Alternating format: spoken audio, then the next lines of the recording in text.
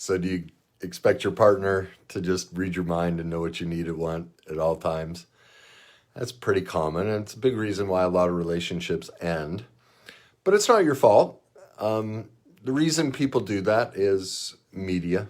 I mean, TVs and they all sell this fantasy that if they really love me, they would know instantly. They'd tell by the look in my eyes, the tone of my voice. I mean, I've told them 1,000 times. They know what I like and don't like. And movies create this image of somebody who just anticipates perfectly whatever we need and want. Well, it's not reality. And unfortunately, that's how all of us have learned to pursue relationships. We watch movies and go, well, that's love. It's not. It's a fantasy. It's codependence. It's not even what real love looks like. So I'm going to give you a tip so you can get the attention you deserve. Because after all, that's all you want. Just notice me, see me. And so here's all you have to do is take a piece of paper, write down morals and values, needs and wants, negotiables and non-negotiables. Lay out what your morals and values are in a relationship. What matters to you? Like, are you monogamous, non-monogamous? Are you spiritual, non-spiritual? Do you believe you need to talk every day or not every day? What are your morals and values? Same thing, needs and wants. What are your needs and wants in a relationship? What really, do you have hobbies? Do you want to share hobbies together or none? What matters to you? And finally, this is the key. What's negotiable and non-negotiable? See, what happens is because nobody ever makes that list, because movies don't teach us that, oh my God, if you want to fall in love, you got to make this list and find somebody that meets this list. And so most people get into a relationship and then they realize, oh my gosh, they do something that is non-negotiable. I can't have this in my life. They're driving me crazy. But they never made the list. And then they're wondering why their partner doesn't meet their needs and know what they want.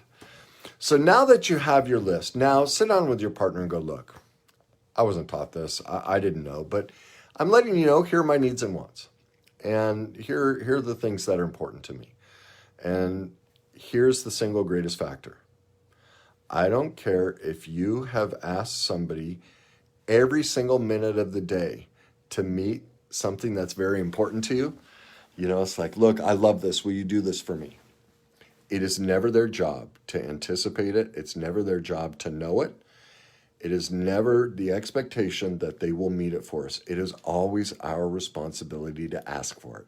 Because remember, they have their own morals and values, needs and wants, negotiables and non-negotiables. And sometimes, they may love to do it, but maybe they had a terrible day and they don't have the reserves. They're exhausted.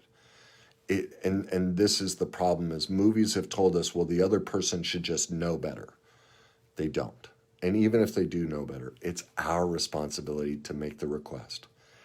And finally, this is even more important. It's not important that they meet the request. It's that we learn to ask for it.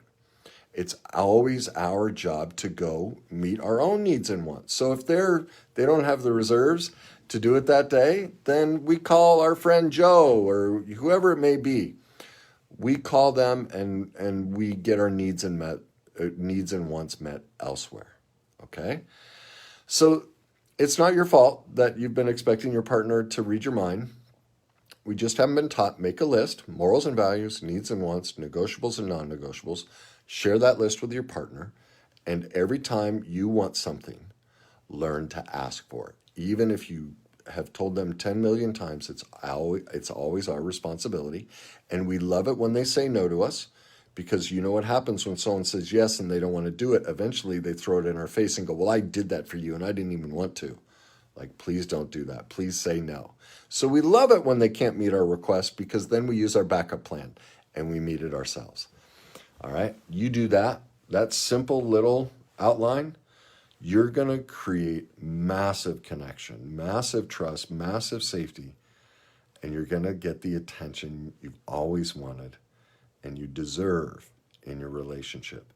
But quit watching movies. We'll watch them for the entertainment, but do that list and communicate it with your partner, make your request, and that's what will give you the relationship you deserve. All right, I hope you guys are having a great Sunday. Take care.